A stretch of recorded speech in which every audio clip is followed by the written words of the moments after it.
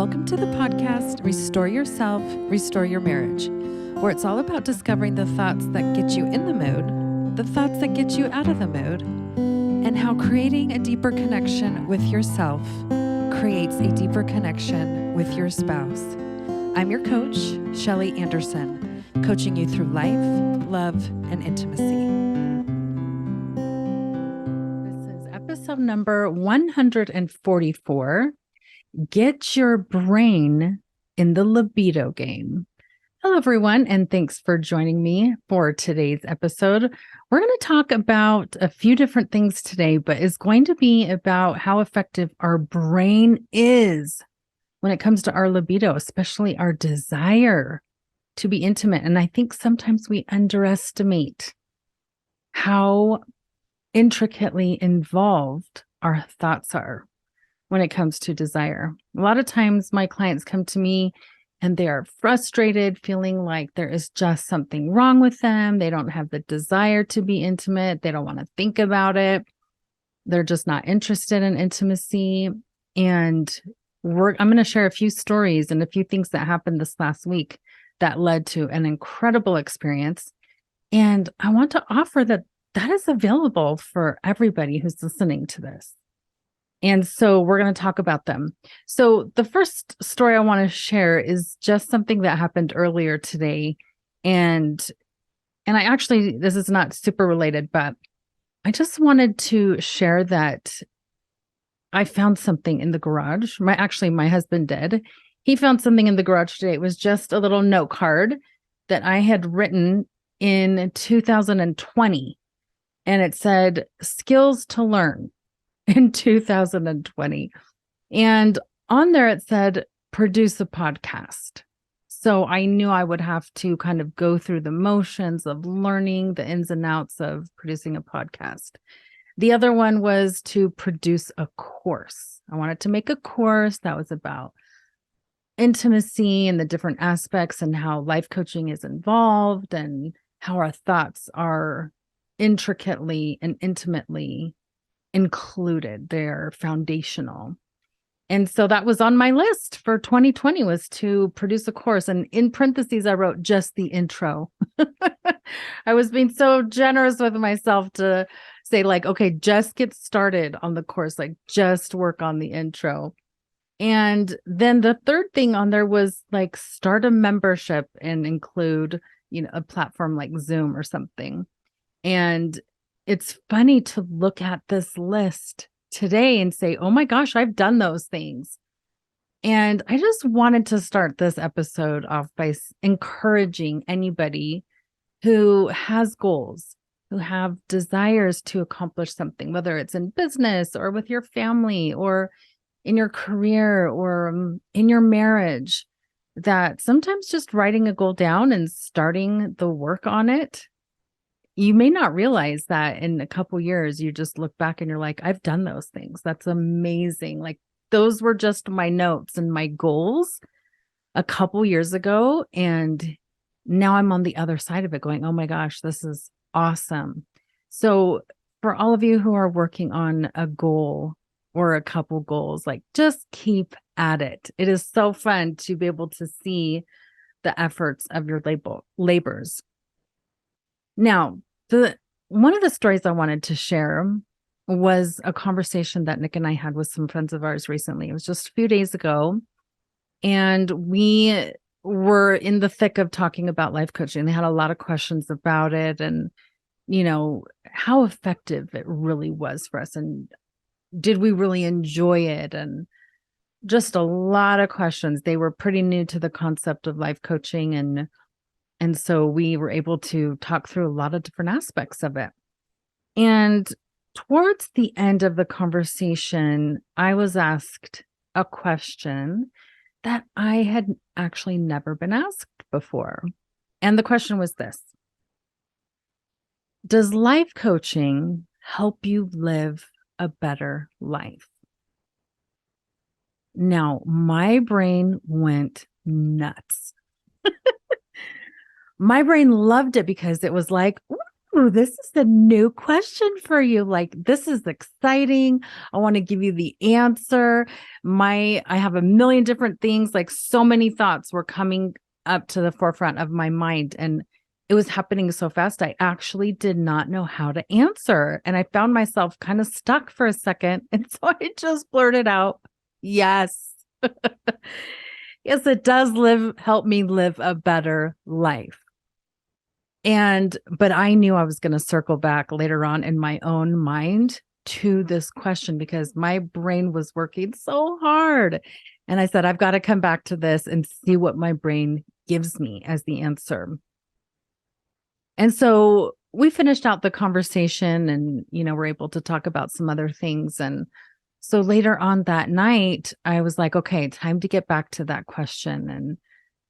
And so I did. I allowed my brain to kind of go down that path again and think about it. And all the thoughts came again. And I was actually really surprised and kind of taken back with the answer that my brain delivered to me, because I was like, this is true, but I've never thought about it in this way until somebody asked me a question that I hadn't been asked before. And the answer that my brain delivered me was, yes, it does help you live a better life. But then this was kind of like the extra cherry on top. It says, not only live better, but love better. And I actually got super emotional as my brain gave me this answer, like, because I hadn't put those two together. Yes, life coaching does help me live a better life. There are so many aspects of my life that are so much more fulfilling, and I feel so much more authentically me because of life coaching. And of course, it has improved my marriage and our relationship and intimacy. But what I didn't totally make the connection for myself was that I love better. I love my husband way better than I did before life coaching. There is no doubt.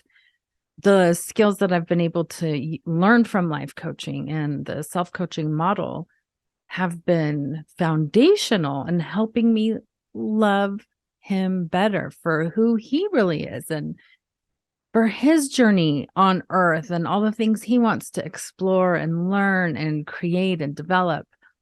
And because I now had the tools for myself, I could now just love him so much better. And I can't even believe the results of all that. And so I just wanted to offer that out to you, because when we are able to feel like we're doing a good job loving others, and we're able to feel that emotion of love and feel that we're doing a good job with love, that feels amazing. And it doesn't mean that we still don't have challenges that come up or times when we definitely don't agree and we don't see eye to eye. And those things always come up, and they will forever come up. But being able to have access to love in a new and improved way that feels way more whole, way more complete, not forced, is an amazing thing to experience. And so I just wanted to say that as each of you start to apply life coaching concepts and skills and challenge your thoughts and say, why am I thinking this? There are a lot of better thoughts I could be thinking about myself or my husband or my kids or whatever it is. And I could be and feel more love. Man, that's an amazing place to be. So yes, life coaching helps us live better, and it helps us love better. And for all my spiritual people out there, I'm definitely one of them. We talk about love, right? It's all over the scriptures. Love is huge. And so when we start to be able to have the skills to think more in love, and what would love do? How can I embody love? How can I be love when I show up in this particular situation, even challenging situations? Man, that's a game changer. And it also helps us feel like we are really tapping into that spiritual side of us and doing what we would want to do with our spiritual goals and our spiritual life. So it's really a beautiful and deep connection that life coaching can help us improve and increase in spirituality as well. Now, the third story is the main one I wanted to share because this one came so unexpected and it has just blown my own mind. And so I wanted to talk about it because I was like, okay, I've talked about it in so much detail in other arenas, but man, this is awesome. So in my bedroom hangs a little quote that says, and perhaps the best present is to be present. And so I see this quote pretty much every day. And some days it really sinks in with me and I think about it quite a bit. And other days I forget that it's there. But it's been on my mind a lot lately and how important being present is, and how in today's world, a world of distraction and a million things pulling for our attention that could easily draw us away from keeping our marriage a priority, that being present might not be something we're familiar with or even know how to do. This is, again, why life coaching is so valuable. It teaches us to be present, to be mindful of the moment and the thoughts that are going through our mind in the moment.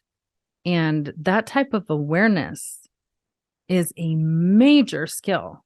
It's awesome.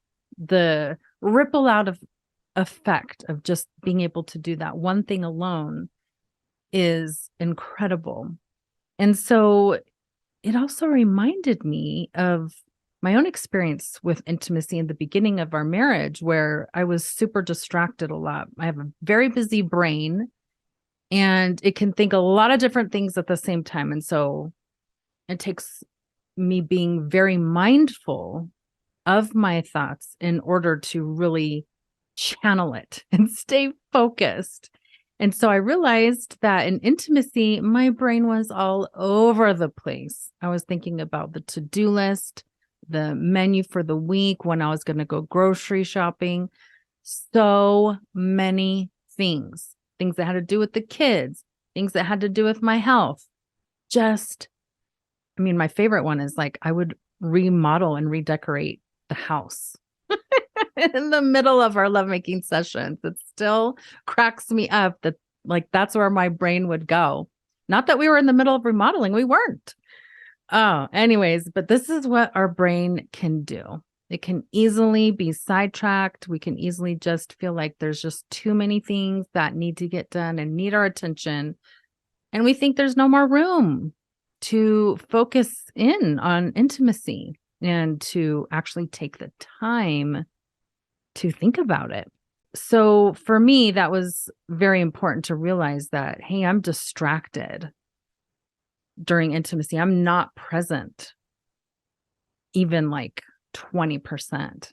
I'm physically there, but my brain is everywhere else. That means that my emotions are also checked out. If I'm mentally checked out, not in a bad way, like I'm trying to disconnect, it's just I'm busy, a busy brain, that means my emotions are checked out too. That means I'm not paying attention to actually what is physically happening. And so this can make the intimate experience one that you kind of go, what's the big deal? Why all the fuss, especially for the husbands, right? But we realize that we're kind of just we're going through the same experience or the same actions, but the husband is having one experience and the wife is having a different one. Does that make sense? But this happens all the time. It's so true.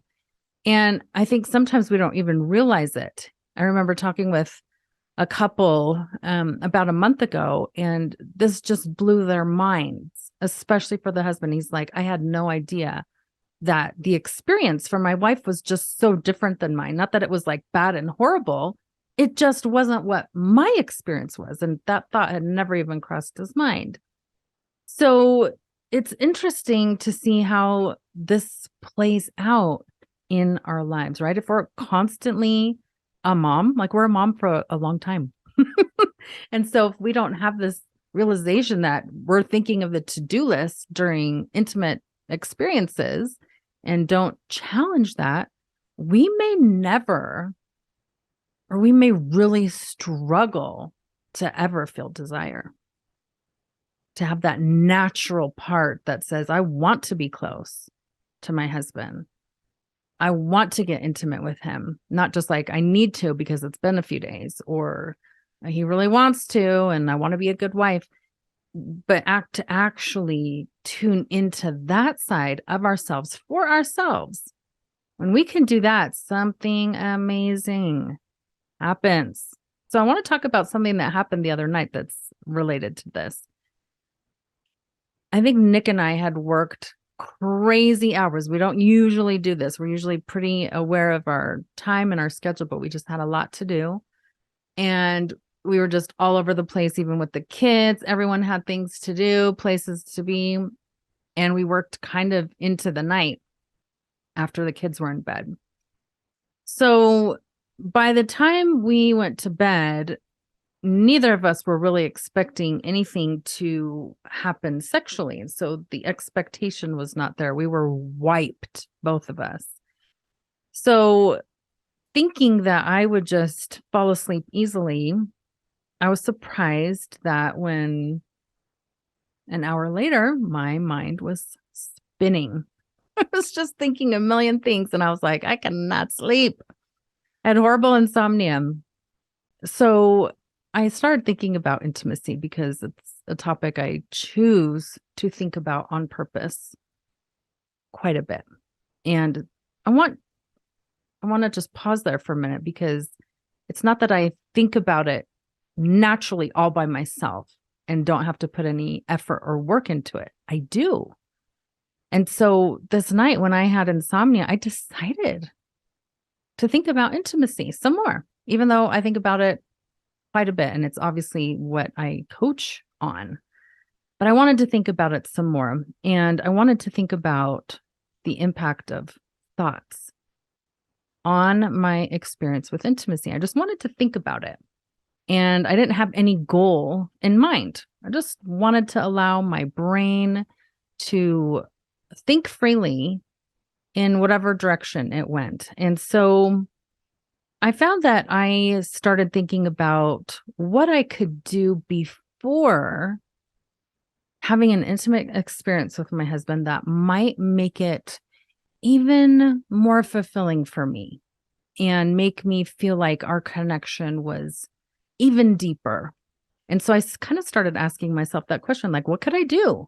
What could I do before this experience that would help? Maybe is there something more I could do to relax my muscles and feel calm and not feel stressed? Or if there's something really on my mind, to make sure I write it down so I don't forget it. And so I just allowed my brain to kind of run freely with those thoughts.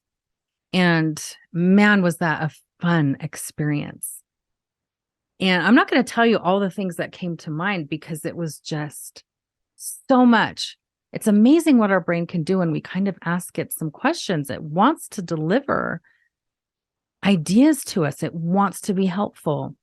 And what I didn't realize or expect is that an hour had gone by and I was just awake and in love with all the new ideas and thoughts that my brain delivered to me. I was so grateful. Like, this is awesome to think about. Now, I want to point out what I did not think about, because some of you might be thinking, oh, she thought about sex positions and that's what got her into the mood. And actually, none of that was included. And so I want to point out that by the end of the hour of just my brain thinking what I could do for myself ahead of time, by the end of that hour, my desire to be intimate was the highest it's ever been in my life, ever. And that shocked me. I wasn't expecting that. I didn't go in to that evening, that hour, thinking like, this is what's going to happen. I had no idea it was coming. But by the end of that hour, I was like, oh my goodness, because I have such high thought awareness during this moment, during this hour, I've just been paying attention to my thoughts and having that heightened awareness, because they were all beautiful thoughts that I created, that my brain created, and I was able to entertain them. My desire to be intimate was through the roof. And what's fascinating about this is that Nick was asleep. It didn't depend on what Nick was doing in that moment or what he had done earlier that hour or earlier in the day. My desire that I had generated wasn't even really connected to that. So Nick wasn't involved in like, hey, you feeling a little frisky tonight? Like, there was none of that. There were no expectations. There was no sense of like, I need to get in the mood because it's my duty so I could be a good wife. There was none of that. There was no pity of how long it had been. Like, that didn't even cross my mind to try and figure out if it had been long or short, if we had just done it, or none of that. I did not think about several sex positions. In fact, I don't think I thought about any. And there was no fantasies, no kinky stuff, nothing taboo, no pornographic thoughts that came through my mind. And why am I telling you guys this? It's because we don't have to think those things in order to generate the feeling of desire and strong desire. You don't have to think about those things. I think a lot of times we think, oh, I'm going to have to go there in order to generate desire. It's not true. Don't fall for that. We get to generate desire within ourselves. This is amazing. You get to think about your intimate relationship with your spouse and envision it the way you would love for it to be, the way that it's the most meaningful to you, and how you could take things to a deeper emotional level. Not necessarily a sexual level, a deeper emotional level. And when we allow our brain to think about those things, we're going to come up with ideas maybe we've never thought about before. And again, doesn't mean things that we don't want to do. It's things that we would want to do. That's because we're in our own brain. Now, when we have a high desire, when we are actually feeling like, oh my gosh, I want to be intimate. That's exactly what happened to me. I was like, I looked over at Nick. I'm like, I hope he's awake. And I was like, darn it, he's asleep. And I was like, if he doesn't wake up in the next 10 seconds, I'm going to wake him up, because I cannot deny like these intense emotions at this point. I was like, and he'll be happy if I wake him up for this. So amazingly, I'm sure Nick somehow sensed it, because he rolled over and I was like, game on. It is on. So we definitely were intimate at that time.